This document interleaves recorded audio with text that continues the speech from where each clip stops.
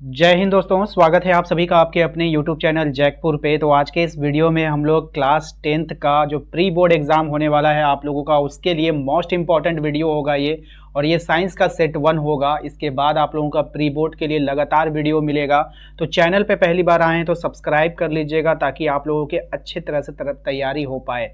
साथ ही साथ वीडियो को लाइक कर दीजिए और सभी दोस्तों को शेयर बिल्कुल भी कर दीजिएगा। और देखिए यहाँ पे सबसे पहला सवाल आपके स्क्रीन पर दिख रहा होगा। सभी सवाल सिलेक्टेड है, अच्छे लेवल के हैं और परीक्षा में पूछे जाने योग्य हैं। तो शुरू से लेकर अंत तक जरूर बने रहिए। सबसे पहला सवाल आपके स्क्रीन पर, पहले सवाल में आपसे पूछा गया है कि दाढ़ी बनाने में किस प्रकार के दर्पण का प्रयोग किया जाता है। आपके पास ऑप्शंस में है समतल दर्पण है, उत्तल है, अवतल है या फिर इनमें से कोई नहीं है। तो देखिए इसका जो राइट आंसर हो जाएगा वो हो जाएगा आपका ऑप्शन नंबर सी, अवतल दर्पण। अभी जो वक्त चल रहा है ना आपका, अभी जो समय चल रहा है ना आपका बाबू, मेहनत वाली समय चल रहा है। पूरा जी जान लगा दीजिए आप लोग, ठीक है। जरा सा भी टाइम को वेस्ट मत कीजिए। सुबह जल्दी उठिए और पढ़ने के लिए लग जाइए, ठीक है। और हमसे जितना हो पाएगा आप लोगों के लिए उतना हेल्प किया जाएगा। तो चलिए दूसरे सवाल पे आते हैं। दूसरे सवाल में आपसे पूछा गया है कि गोलीय दर्पण में फोकस दूरी एवं वक्रता त्रिज्या के बीच कौन सा संबंध होगा। यानी कि एफ और आर के बीच आपको संबंध बतानी है, ठीक है।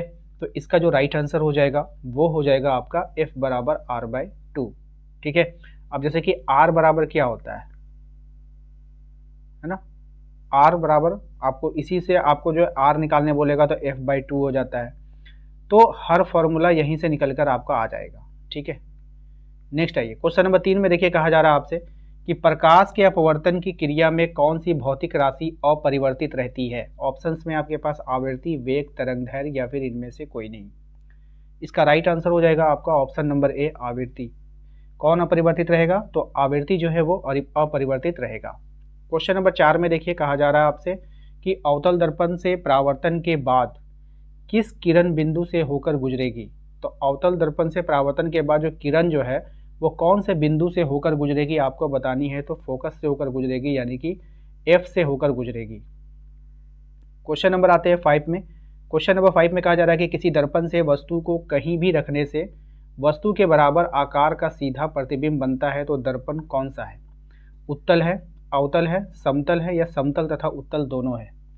राइट आंसर हो जाएगा आपका समतल होगा, ठीक है। नेक्स्ट आइए क्वेश्चन नंबर आते हैं 6 में। कहा जा रहा है आपसे कि बताइए प्रकाश के अपवर्तन के कितने नियम हैं। 1 है, 2 है, 3 है, 4 है।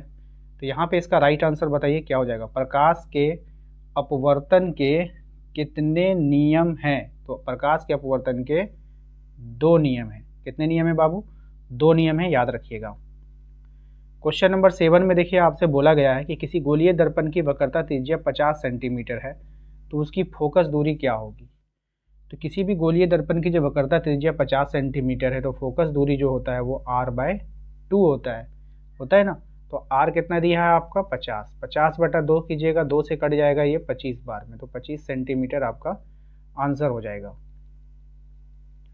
क्वेश्चन नंबर 8 पे आते हैं। क्वेश्चन नंबर 8 में कहा गया 1 मीटर फोकस दूरी वाले उत्तल लेंस की क्षमता क्या होगी। तो 1 मीटर दूरी वाले उत्तल लेंस की जो क्षमता होती है ना वो कितना होगा वो आपको बतानी है। तो ये हो जाएगा 1 डायोप्टर, ठीक है, क्योंकि ये मीटर में है और डायोप्टर का वैल्यू जो होता है वो मीटर से ही बनता है। तो आप लोग इसको डायरेक्ट याद कर लोगे, 1 मीटर बराबर 1 डायोप्टर। 1 मीटर फोकस दूरी वाले लेंस की जो क्षमता होगी वो 1 डायोप्टर के बराबर होगी। क्वेश्चन नंबर 9 में देखिए कहा जा रहा है किसी उत्तल लेंस की फोकस दूरी हमेशा कैसी होती है। किसी उत्तल लेंस की जो फोकस दूरी होती है वो हमेशा पॉजिटिव होती है। उत्तल लेंस की पॉजिटिव होगी और अवतल लेंस का अगर बोलता तो हम लोग नेगेटिव में ही करते हैं, लेकिन यहाँ पे उत्तल लेंस है इसीलिए पॉजिटिव होगा। प्रकाश का वेग न्यूनतम होता है कहाँ पे होगा, निर्वात में, जल में, वायु में या फिर कांच में। तो प्रकाश का जो वेग होगा, जो उसका स्पीड होगा वो कहाँ पर कम हो जाएगा ये आपको बतानी है। तो जल में जो है ये कम हो जाएगा, ठीक है। बाकी निर्वात, वायु, कांच ये सब में अच्छे से वो चलेगा। क्वेश्चन नंबर 11 में देखिए कह रहा है कि 4D क्षमता वाले अवतल लेंस की फोकस दूरी क्या होगी। तो 4D क्षमता वाले अवतल लेंस की जो फोकस दूरी होगी वो 25 सेंटीमीटर होगी। ऑप्शंस आपके यहाँ पर हो जाएंगे बी, ठीक है। चलिए अगले सवाल पे आते हैं। क्वेश्चन नंबर 12 में कहा जा रहा है कि किसी उत्तल लेंस की फोकसांतर 50 सेंटीमीटर है, उसकी क्षमता क्या होगी। अब देखिए उत्तल लेंस की जो 50 सेंटीमीटर ये आपको दे दिया है, ठीक है। तो 50 सेंटीमीटर को पहले आप मीटर में चेंज करोगे, ठीक है ना भाई। 50 सेंटीमीटर को आप मीटर में चेंज करोगे तो क्या हो जाएगा, तो 50 सेंटीमीटर है और ये 50 है, 50 को आपने मीटर में चेंज करना है, तो 50 बटे कितना हो जाएगा 100, तो 0.5 मीटर हो जाएगा, क्योंकि 2 अंक के बाद पॉइंट लगाओगे आप, तो 0.5 मीटर, ठीक है। क्योंकि जो फोकसांतर जो उसकी क्षमता निकालोगे ना आप पी, वो तो मीटर में होना चाहिए वैल्यू, ठीक है, इसीलिए हमने पहले इसको मीटर में बदली किया। अब यहाँ पर आप जैसे कि आप पी निकालोगे तो ये होता है 1/f, तो आई फोकसांतर आपने क्या निकाला 1/0.5 निकाला। अब इसको क्या करोगे, यहाँ पॉइंट उड़ाओगे तो ऊपर 10 जाएगा, 5 से ये 2 बार में कट जाएगा, कितना आ गया 2, तो 2 कितनी में है, पॉजिटिव में आया ना, तो पॉजिटिव में आ गया ये, तो ये हो जाएगा आपका 2 डायोप्टर, है ना। तो ये कितना हो गया इसका बताइए, इसका जो आंसर निकल कर आ गया आपका 2 डायोप्टर, ऑप्शन नंबर डी इसका राइट आंसर हो जाएगा, पॉजिटिव में होगा, नेगेटिव नहीं होगा, ठीक है। और पॉजिटिव में अगर जब आ जाता है तो वो उत्तल दर्पण हो जाता है, ये भी बात याद रखिएगा। अगर ये नेगेटिव हो जाता तो ये अवतल दर्पण होता है। प्रकाश का वेग सर्वाधिक कहाँ पे होगा, तो प्रकाश का वेग जो होगा सर्वाधिक जो होगा वो निर्वात में सर्वाधिक होता है, इस बात का ख्याल रखना है आप सबको। क्वेश्चन नंबर 14 पे आइए, कहा जा रहा है दिए गए प्रक्रम में कौन ऊष्माक्षेपी है, श्वसन, पाचन, उत्सर्जन, संवहन। ऊष्माक्षेपी का मतलब होता है हीट का निकलना, जब आप सांस लेते हो ना, देखोगे आप गरम गरम सांस आपका निकल रहा है, तो इस तरह से आप ट्रिक लगा लेना, हीट का निकलना यानी कि श्वसन। चिप्स के पैकेट में विकृत गंधिता से बचने के लिए कौन सी गैस डाली जाती है, तो ये जो डाली जाती है इसमें नाइट्रोजन गैस डाली जाती है, ऑप्शन बी हमारा यहाँ पे राइट आंसर हो जाएगा। क्वेश्चन नंबर 16 पे आइए, क्वेश्चन नंबर 16 में आपसे कह रहा है कि जंग लगना किस प्रकार की अभिक्रिया है। ऑप्शंस जैसा कि आप देख पा रहे हैं कि संयोजन है, वियोजन है, विस्थापन है या फिर द्विविस्थापन है। तो देखिए जब जंग लगता है ना, तो जिस चीज़ पे जंग लगेगा वो भारी हो जाएगा, यानी उसमें कुछ जुड़ जाता है, संयोग कर लेता है, तो संयोजन हो जाएगा, ऑप्शन ए हमारा यहाँ पे राइट आंसर होगा। क्वेश्चन नंबर 17 पे आते हैं, कहा जा रहा है दिए गए अभिक्रिया में किस पदार्थ का उपचयन हो रहा है। तो दिए गए जो अभिक्रिया आपको दिख रहा है यहाँ पे कौन से पदार्थ का क्या हो रहा है, उपचयन हो रहा है, ठीक है। तो यहाँ पे सी का उपचयन हो रहा है, क्योंकि ऑक्सीजन के साथ ये जुट रहा है, तो जौन सा मतलब ऑक्सीजन के साथ जुटेगा ना उसी का उपचयन हो जाता है, ठीक है, बात समझ में आई। तो यहाँ पे आपको ये समझ के रखना है। उसके बाद देखिए यहाँ पे दिए गए रासायनिक समीकरण संतुलित है, यानी कि कौन सा रासायनिक समीकरण जो है यहाँ पर संतुलित है आपको बतानी है, ठीक है। अगर हम बात करें ध्यान से, अगर आप देखोगे, अगर इसको गौर से अगर आप देखना चाहोगे तो यहाँ पर इसका ऑप्शन ए ही संतुलित है।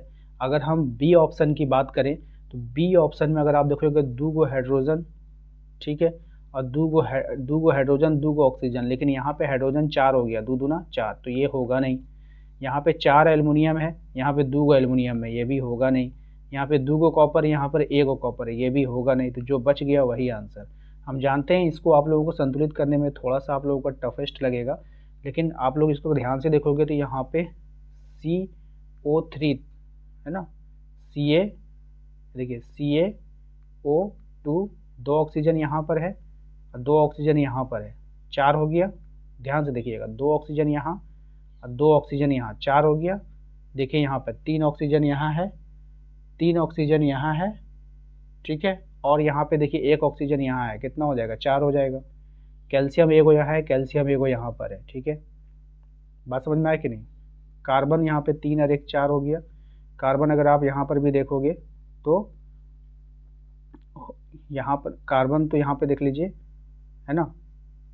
कुल मिलाकर के ऑप्शन से आप जितना है एलिमेंट कर पाओगे, यानी ऑप्शन से जितना छाटोगे ना उतना आपको आसानी होगा यहाँ पर, ठीक है। क्वेश्चन नंबर 19 में देखिए कहा गया है कि दिए गए चित्र में कौन सी अभिक्रिया हो रही है। कहाँ पे चित्र है भाई, ओ ये वाला में, ये वाला जो फिगर आपको दिया है ना, इसमें आपको बताना है कि कौन सी अभिक्रिया हो रही है। तो यहाँ पर अगर आप देखोगे तो यहाँ पर जो अभिक्रिया हो रही है ना, यहाँ पर जो Pb है ये PbCl2, यानी कि यहाँ से क्लोरीन निकाल के अपने में ले लिया, तो इसको विस्थापित कर दिया, कॉपर का हो गया विस्थापित हो गया। अगर कोई धातु होता है ना, तो अगर वो अलग हो रहा है तो वो विस्थापन अभिक्रिया हो जाएगा, क्योंकि वो विस्थापित हो रहा है, ठीक है, ऑप्शन डी हमारा यहाँ पे राइट आंसर हो जाएगा। अगर कोई धातु में कुछ सट रहा है तब तो फिर वो संयोजन हो जाएगा। क्वेश्चन नंबर 20 में आते हैं, कहा जा रहा है दिए गए पदार्थ में कौन सी गंधीय सूचक की तरह व्यवहार करेगा। हल्दी है, लिटमस है, चाइना रोज है या फिर प्याज है। तो कौन करेगा भाई? तो यहाँ पे गंधीय सूचक का जो काम करेगा, गंध होना चाहिए उसमें। सूचक अगर खाली बोलता तो हम लोग लिटमस में कर देते, लेकिन यहाँ पे गंध वाला बोला तो गंध वाला में प्याज हो जाएगा। ऑप्शन डी हमारा यहाँ पे राइट आंसर हो जाएगा। देखिए क्लास 10th के लिए ना, क्लास 10th के लिए हमने एक टारगेट ग्रुप बनाया है, ठीक है, याद रखिएगा, जो जहाँ पर आप लोगों को स्पेशल तरीके से तैयारी कराया जाएगा। बचे हुए समय में इंपॉर्टेंट्स नोट्स हो गया, या फिर इस तरह के जो PDF वगैरह हो गए, या फिर और भी जितने भी मेरे से हेल्प हो पाएगा, वो हम एक टारगेट ग्रुप बनाएं ताकि आप लोग उससे जुड़ करके अपने आप को अच्छा तैयारी आप कर पाओ, ठीक है। तो उस टारगेट ग्रुप को ज्वाइन करने के लिए आपको जो है हमें मैसेज करना होगा, रिक्वेस्ट करना होगा। उसके बाद फिर हम आपको आगे का प्रोसेस उसका बता देंगे, ठीक है।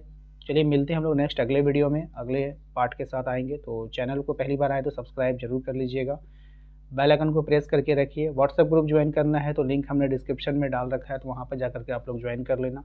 मिलते हैं नेक्स्ट अगले वीडियो में।